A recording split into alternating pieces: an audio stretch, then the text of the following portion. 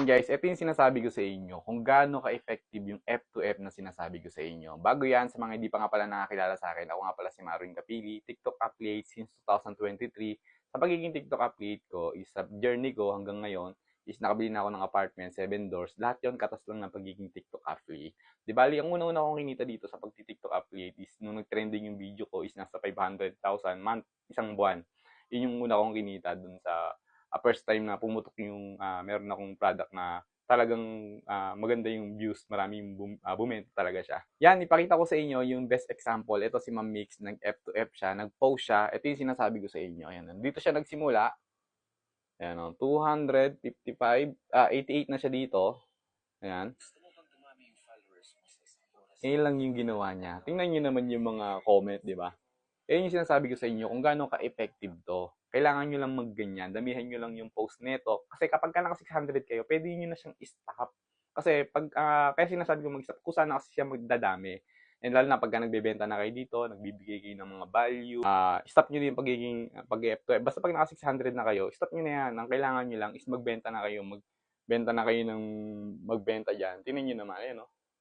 Ayan, nakakabenta na si madam o. Ayan, may yellow basket na siya. Diba?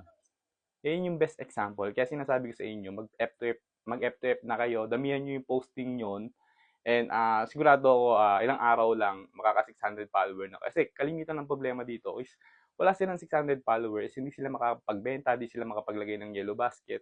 Yun lang yung lagi yung tinuturo is mag-F2F kayo, magbigay kayo ng value dito, mag-share kayo kung ano yung problema ninyo, kung ano yung paano na-solve.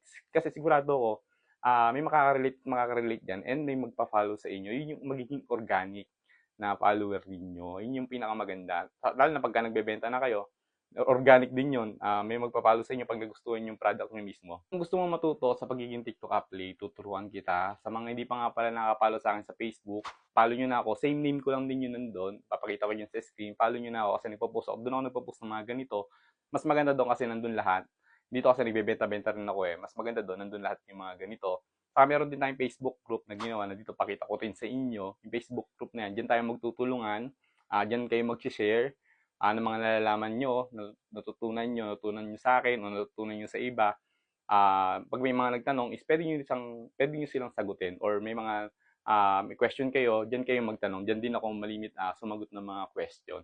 At yan, sa mga hindi pa nga pala nakapollow sa akin, guys, i-follow nyo na ako, i-heart nyo na tong video, i-like nyo na tong video, i-share nyo na, i-favorite nyo na tong video.